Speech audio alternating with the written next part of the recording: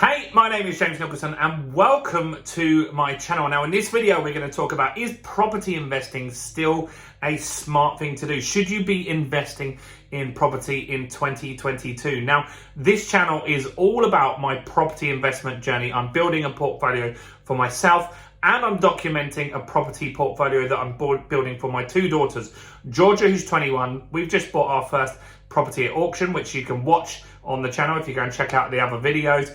And we're just buying our second purchase at the moment. We've documented all of that and we're going to be building very soon a portfolio for my new baby, Amelie, who is just one. Now, how do you join us on the journey? You take that finger of power out, you smash that subscribe button right there, you also you hit the bell notification so you get notified on everything that you can find out about. Now, should you be investing at the moment, right? Should you still do it? Is property safe? Well, I've got friends that are really into crypto, right? And crypto has been going crazy for the last 2 years. But what's just happened? It's just crashed. Now, it could come back, but it's a very volatile market. And so with cryptocurrency, I'm not opposed to it. I've got friends that have made good money in that market, but you should only put money into the crypto market that you can afford to lose. One of the top 10 coins recently went to zero pretty much overnight. And so crypto, yes, you can make very good money. People have become millionaires and billionaires off cryptocurrency, but it is very volatile. And if the market turns, you might not get your money out of that market before you lose your house and your shirt, right? Now, with property, one of the questions I'm getting asked at the moment is, when's the market going to crash? Surely with everything that's happened, the market should be crashing right now. Interest rates are going up. We've got wars going on. We've got high inflation and all of this stuff. And yeah, that could happen, right? The market could crash. But here's the thing. When the market crashed in 2008, that was because the banking system failed. And at that time, the market crashed 15%. Now, when we invest as property investors, what we do is we look for properties that are below market value.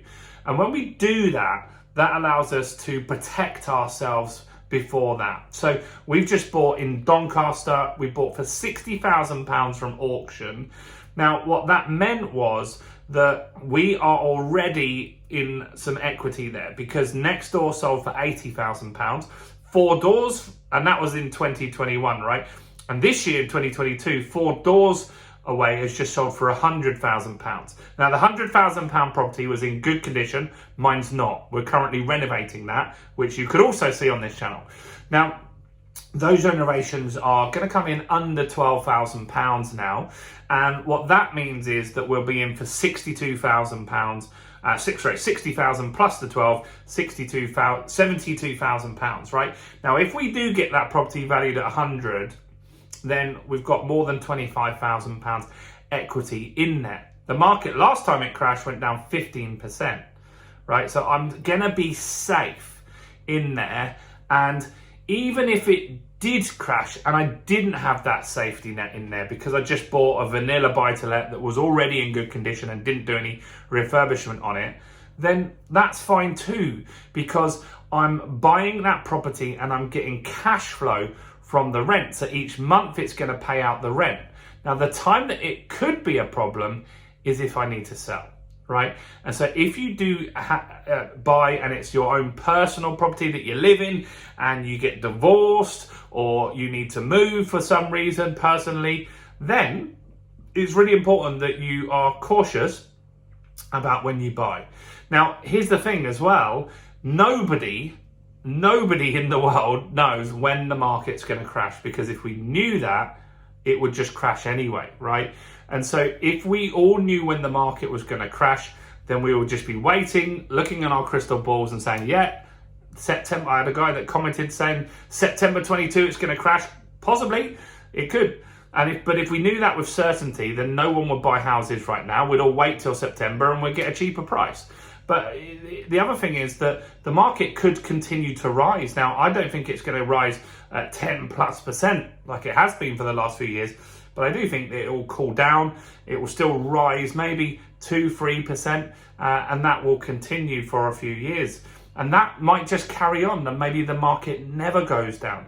And so if you wait, if you just keep waiting for the market to crash, maybe you'll miss out on all the deals. Now, you should also be looking at deals that you can add value to that property, because when you can add value to it, then your investment is more secure, right? So what I just bought from auction is a 2-bedroom terrace house. In fact, it's got a secret bedroom in the loft, which we're not going to bother converting properly because it just seems like it's not going to add enough value. So we bought a 2-bedroom property, right? Now, it was in bad condition. Everything needed doing, replastering, back to brick in the whole property. Fortunately, we didn't need to rewire it, which was a good thing. And fortunately, we didn't need a new boiler, but that could have been something that we needed, right? So we've gone back to brick, we've rewired, we're going to put new carpets. Everything's getting done in that property to a decent standard. And what will then happen is we'll add value from that. So we've got new kitchens, new bathrooms, and that will bring the market value up. And that gives us some equity in that property. And so you guys should be looking to buy investments that you know you can add value. Now, here's the other thing, right? Properties on average double in value every 10 years. So even if you bought and then the market did go down, if you're looking to hold it and you hold it for 10 years, there's a high probability that you will get double your money back on that property in 10 years. So that's a great return on your investment, right? 10 years, your money doubles. That's faster than inflation, right? So that's going to be really, really good. Now, here's the other thing that people really don't get is that your money doesn't just double. It goes up significantly more than that, right? So let's just say the Doncaster property, I bought it for 100 grand today. Let's just say I bought it for 100 grand, right? Now, if I bought it on a buy-to-let, so we're saying £100,000 property, right? Now, if I bought this on a buy-to-let, the deposit I need to put in is 25%, right? 25%. If you're following along with this and you're getting this, give me a quick like over there because that helps me with YouTube. So do that. Right, now 25 grand is my deposit. Now, let's just say Doncaster might not be an area where it doubles every 10 years, so you've got to look into that and do your due diligence, but there are tons of areas that do. So let's just say that that property is going to double in 10 years. How much is it worth? 200 grand. Now, that means that we've created £100,000 extra to your net worth, right? £100,000 extra to your net worth. Now, you're going to have a loan on this. You're going to have a mortgage on this. So you're going to owe the bank 75 grand because you bought the house worth 100. You put in 25, so they lent you 75. So you owe them 75 grand. And you'll do that on what we call an interest-only mortgage. So that means that you're not going to pay anything off. You're just going to pay the interest payments every month. So in 10 years, you'll still owe them 75 grand. Now, because the value's gone up, you've still got your 25 grand deposit still exists in there. So that's value. And you've created another 100 grand. So now you've got 125 grand that you've got. Now, that means that your money, you've made 25 grand turn into 125 grand, which is 5 times as much, right? So by investing and leveraging your money with property, you can become very, very, very, very wealthy. Now, here's what you could then do, right? So in 10 years from now, you might be able to find some other areas that haven't caught up with the prices yet, and you could take out this 100 grand that you've got spare in here, and then you could then buy 4 other properties, right? So then you could have, let's see.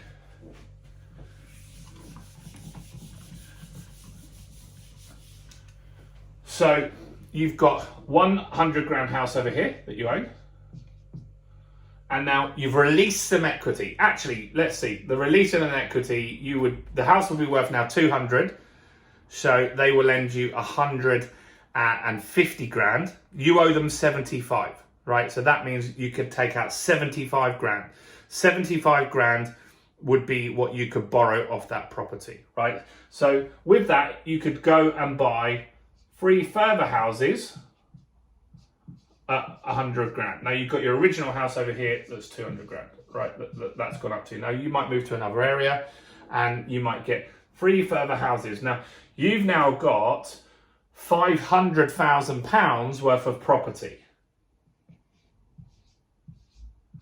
So your 25 grand has now been leveraged and you now could own £500,000 of property, right?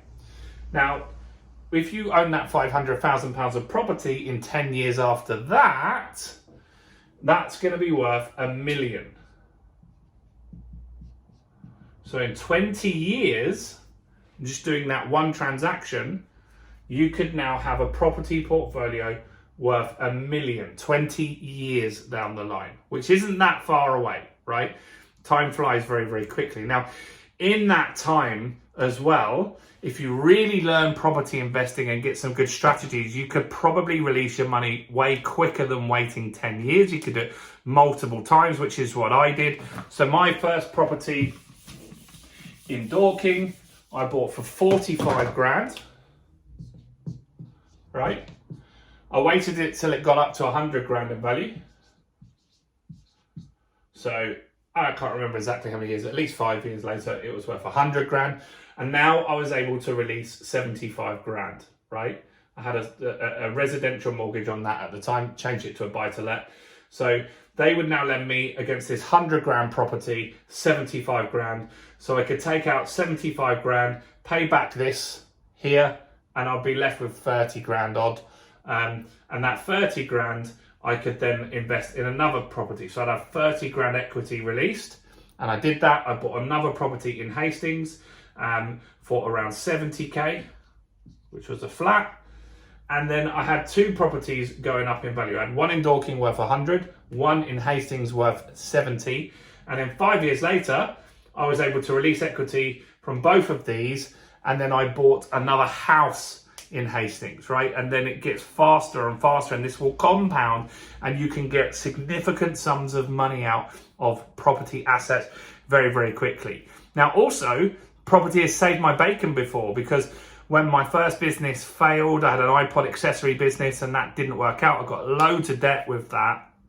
I was able to release some equity and clear down some credit card payments and just give me some breathing space, which I needed at the time. And I wouldn't do that too often. Like, I don't like to release equity unless it's to buy future assets. But if you did get in big debt for any reason and you did have that asset of the house, you can do that, consolidate debts and get that sort of stuff done. So property investing is very, very good for long-term wealth.